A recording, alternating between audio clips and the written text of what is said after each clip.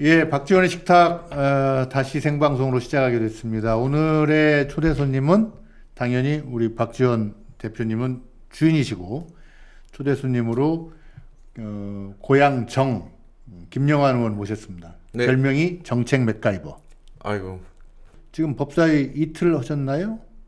주로 최상병 사건으로. 최상병 특검 예. 공청회 하루, 저 청문회 하루 또 3일 했어요. 3일. 어떻게 좀 새로운 게 좀 많이 나왔나요?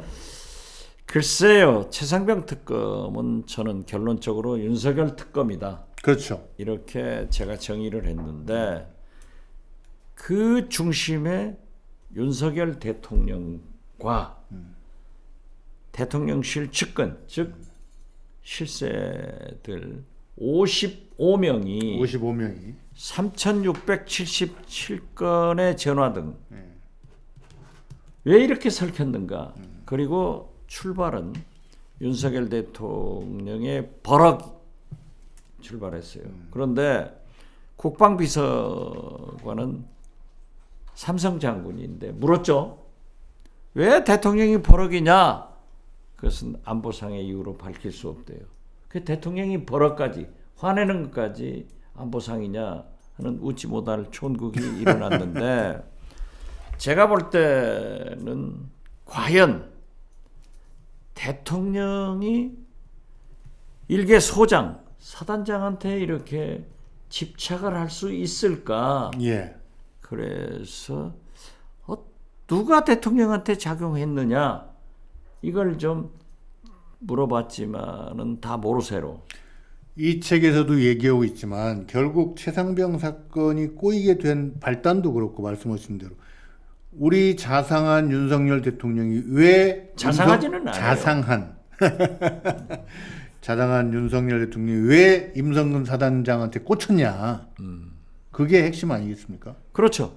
그렇기 때문에 본인과 임성근 사단장의 관계는 뭐며 도대체 누가 이런 작용을 했는가 해서 그날 당일 저도 질문을 했지만은 천공이냐 우리가 다 비디오를 다 봤어요. 동영상을. 거기 안 나와요. 상속세는 천공 스승이 60%가 뭐냐 30%로 해라 했는데 그걸 받아가지고 지금 30% 설이 나오잖아요. 어떻게 됐든 없어요. 김건희 여사인가 이런 게 있었는데 우리 민주당 광주 출신 박균택 의원이 질문을 했고 어제 JTBC에서 보도를 했지만 멋진 해병이라는 단톡방에서 이모 그분이 이 도이치모터스 주가 조작에 김건희 영부인과 관계가 있는 분이에요. 예.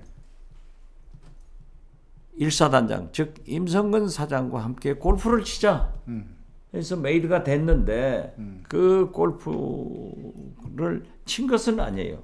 안 됐더라고요. 그러니까 혹시 이모 씨와 김건희 여사가 관계가 있어서 임성근 사단장한테 연결되느냐? 오, 그거 굉장히 중요한 얘기인데요. 이게 안 돼요. 현재까지는. 예, 그리고 우리 보좌관들도 이걸 준비를 해가지고 맞춰보려고 했는데 잘 안 되더라고요. 그래서 지금 기자들이 많이 찾고 있지만은 저희 보좌관실에 연락을 해보세요. 예. 그러면 저한테도 연락하면 답변을 해주겠는데 조금 연결이 안 된다. 지금 이 말씀은 지금 제보해달라는 말씀입니다. 아 그렇죠. 김영환 의원. 네. 청문회는 도의에서 많이 해봤겠지만은 국민과 기자와 의원 이 3자가 하는 거예요.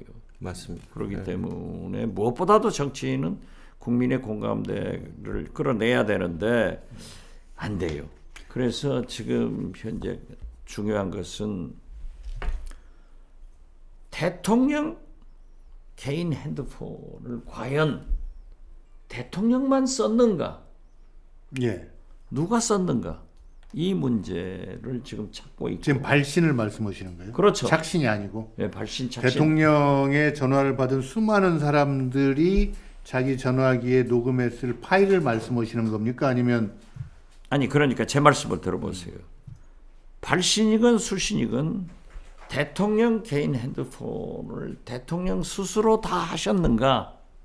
이게 문제고 그 다음에 유선전화 대통령실 전화 87070으로 예. 시작되는 그 전화의 정의치가 어딘가?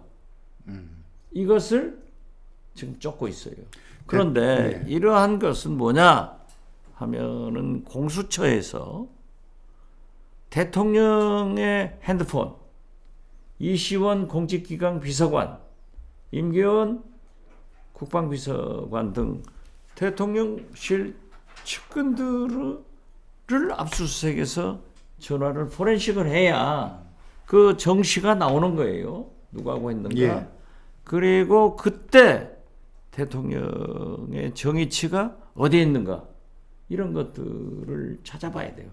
그러면은 실마리가 풀릴 수도 있고 또 87070으로 시작하는 청와대의 유선전화 정의치가 어디 있는가. 그 방이 어딘가.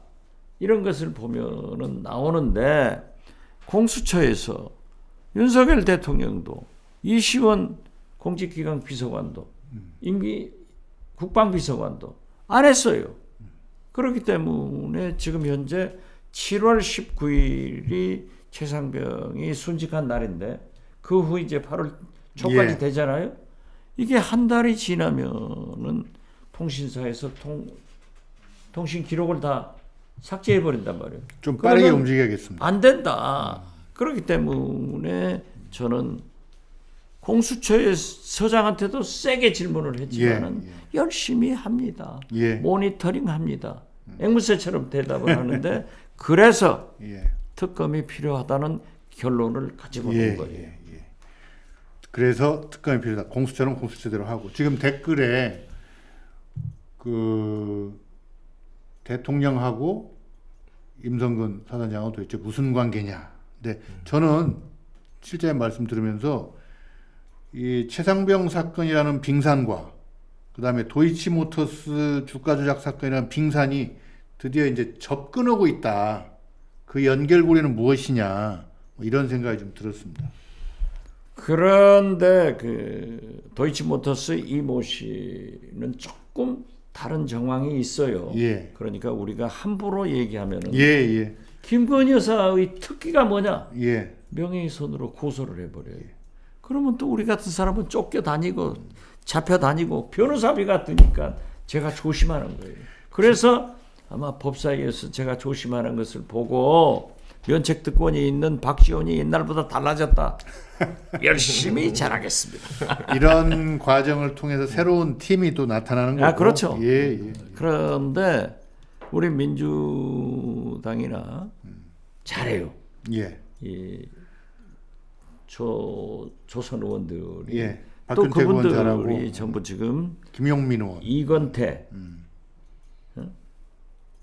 검사, 박근택, 예. 박균택 예. 고검장, 예. 이성윤 고검장, 예. 거기다 우리 김영민 수석, 김성윤 간사 이런 분들이 잘하고 역시 서영교가 그냥 빵빵 거리는 거예요.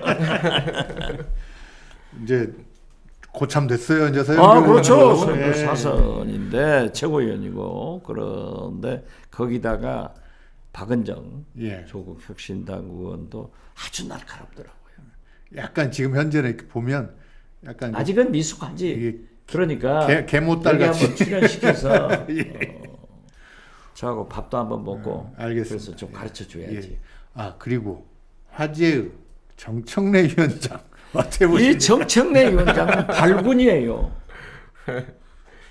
진짜 어제 이제 처음으로 법사위 최상병 특검법 저는 꼭 윤석열 특검법으로 바꾸자고 했는데 안 바꿔주더라고요. 특검법을 법사위에서 상정해서 통과시키려고 하는데 국민의힘 법사위원들이 다 들어왔어요. 얼마나 다행한 일이에요.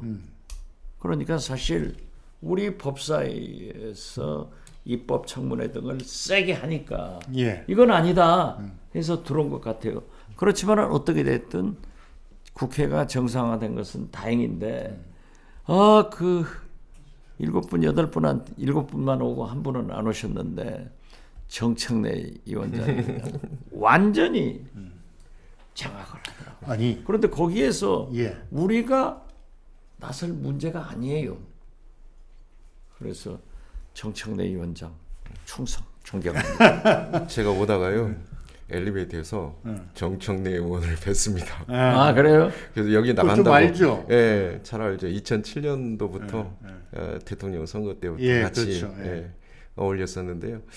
그 엘리베이터에서 제가 정청래 의원님 오늘 화두가 될 것 같습니다. 제가 얘기했더니 원래 잘한다고 꼭 전해 달라고 박지원 원장님하고 하는데 잘한다고 꼭 전해달라고 당부 말씀 주셨습니다. 저는 당부를 예, 안 예, 받고도 계속 얘기를 하는 거예요. 아니 정청래 진짜 의원이 잘하더라고요. 사실은 그동안 내부에 대해서 큰 소리 치는 그런 정치를 많이 해왔는데 이번에 전체 특히 또 외부를 향해서 큰 소리 치는 정치를 하니까 그래서 저는 네. 우리 박찬대 원내대표가 인사를 잘했다. 정청래 법사위원장을 임명한 것은 신의 한 수다. 이렇게 생각합니다. 골고루 지금 새로운 진용들을 격려해주고 계십니다. 잘해요. 저는 이 과정에서 한 2개 정도 좀 뭐 법사위 이렇게 모니터링 하면서 2개 정도 좀 느꼈는데요. 하나는 입법 청문회라는 청문회를 위원회에서 증인을 출석시키기 위한 청문회를 열었다. 이 입법 청문회가 사실은 2000년에 그 국회법 개정상을 통해서 들어온 거거든요. 처음 사용. 처음에요? 네, 처음 사용. 정청래 입법 위원장이 청문회. 잘 찾아냈네. 예, 입법 청문회 처음이고요. 여기에 대한 파장들이 좀 있었던 것 같아요. 사실은 국민의힘이 나머지 7개 위원장을 받게 된 이런 근본적인 원인도 이렇게 놔두면 우리 민주당의 하나의 주도로 국회가 이제 계속 끌어갈 것 같은 그런 이제 기류가 보이니까 아마 7개 상임위원장을 상임위에 불출석하는 것보다 입법청문회에 불출석할 때 매가 더 아프죠. 그러니까 그래서 불러내는 네. 만약에 7개 상임위원회를 끝까지 거부하면 이번 주에 우리 민주당 일색으로 18개 상임위원장을 다 선출을 해버리니까 7개를 하니까 그렇게 되면은 각 상임위에서 모두가 입법 청문회가 그렇죠. 가능한 거예요. 그런데 저희들도 하나 모르는 게 입법 청문회는 증인 출석을 거부했을 때 구인장 발부가 안 돼요. 구인장이요. 예, 그런데 우리도 이제 처음에는 잘 몰라가지고 구인장 발부하자 해가지고 국회 직원이 잡으러 가잖아요. 잡으러 가면은 정청래 위원장이 자기가 가겠다. 같이 가겠다. 들고 예. 그러면서 이 양반이 원장님도 같이 갑시다. 그래서 내가 거기 갈 군번은 아니고 이 박준택, 이성윤 이제 전직 검사들 전직 이 고검장 검사장들하고 같이 가라 했는데 그게 입법 청문회는 구인장 발부가 안 돼요. 동행 명령도 같은 다 안 돼요.